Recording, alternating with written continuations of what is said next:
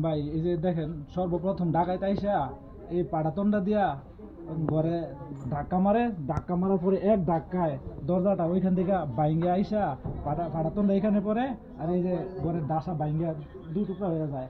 এরপরে এই ঘরের ভিতরে ঢুইকা আমার মনে করেন যে সর্বপ্রথমই মোবাইলগুলো নিচে নেওয়ার পরে আমার মায়ের হাতে একটা মোবাইল ছিল, আমার হাতে একটা মোবাইল ছিল। মোবাইলগুলো নেওয়ার পর আমারে বাঁধছে, আমি ওদের সাথে জোরাজোরি করছি। জোরাজোরি করার পর বাঁধছে, এই যে এই দড়িগুলা দিয়া আমার হাতে পায়ে বাঁধছে। বাইন্দা এরপরে আমার পিড়াইছে, বা এই যে এই সাইডগুলা আমার পিড়াইয়া একেবারে অবস্থা করে ফেলাইছে। আর এই যে আমার পায়ে আমার এই পাউডা রান্ডা আমি লড়াইতে পারতেছি না, ঠিক আছে? এই যে আমার বিড়ালের মধ্যে কি অবস্থা হচ্ছে, আমার এমন মার মারবো আমি ভাবতে পারিনি। একটা মানুষ আরেকটা মানুষকে কিভাবে এভাবে মারে। কয়টার দিকে হয়েছিল? রাত্রে প্রায় 2:30টার পর। কয়জন আসছিল ঢাকার মনে হয়? 12 থেকে 14 জন। কি কি নিছে বলেন তো? আমার এই ঘর থেকে 2টা মোবাইল আর আমার খরচের 500-700 টাকা ছিল, এটা নিছে। ওই ঘর আমার মার বাপের ঘর থেকে আমাদের যা সম্পদ ছিল এই কিস্তি থেকে 60,000 টাকা উঠাইছিল, আর খরচের 6-7 হাজার টাকা ছিল, প্রায় 66,000 টাকার মতো আমার মার ঘর থেকে নিছে। আর 2.5 ভরি স্বর্ণ নিছে। আমার মাইয়াদের জন্য আমার স্ত্রী বিদেশ থাকে, সৌদি আরব, ওইখান থেকে কিছু দিয়েছে। আর আমার মাই কিছু লইয়া 2.5 ভরি স্বর্ণ জিনিস বানাইছে। আমার মেয়েরা বালক হয়ে যেতেছে, এই কারণে করছে। আর এগুলো সব নিয়ে গেছে।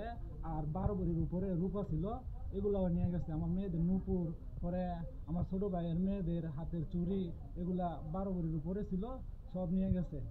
এখন আমি মনে করেন যে আমার বাইন্দা পিটানোর পর আমি তো এই কিছু করতে পারবো না। এরপরে সব কিছু লইয়া এরা একসাথে দরজা মরজা দুই পাশ দিয়ে আটকাইয়া, পরে বাইরের গেট আটকাইয়া দিয়া, এরপরে হেরা ওইদিকে চলে গেছে। এরপরে আমি যখন আমার নিজের হাতের বান খোলাইয়া পরে আমি দরজা খোলাই গেটের পাশে গেছি। গেটের পাশে গিয়ে দেখি গেটও বান্ধা বাইরের দিক দিয়া। পরে ওই দিক দিয়া পিছন দিক দিয়া ঘুরে গেছি ডাকাতের পিছনে। আমার তো মারছে, আমার এই পাওতে আমি লড়াইতে পারতেছি না।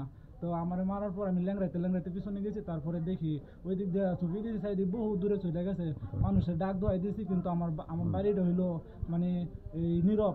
আমার বাড়ির আশেপাশে বাড়িঘর খুব কম, এই কারণে। থানায় কি অভিযোগ দিচ্ছেন? জি, থানায় অভিযোগ দিছি। অভিযোগ দেওয়ার পরে প্রায় 3টার পর এই পুলিশ আইসা হাজির হয়েছে। আমরা পুলিশের কাছে বয়ান দিছি, পুলিশ লিখিত বয়ান লয়ে গেছে। বলছে যে এই সকালবেলা থানায় যাইতে, যদি কোনো এই সাক্ষী প্রমাণ থাকে তাহলে একটা মামলা বা জিটি করে আসতে এই বিষয়ে বলছে। তো আমরা এখন জানো, যেহেতু আমাদের একটু ধারণা আছে যে কিভাবে কি হয়েছে, কোন থেকে শুরু হয়েছে।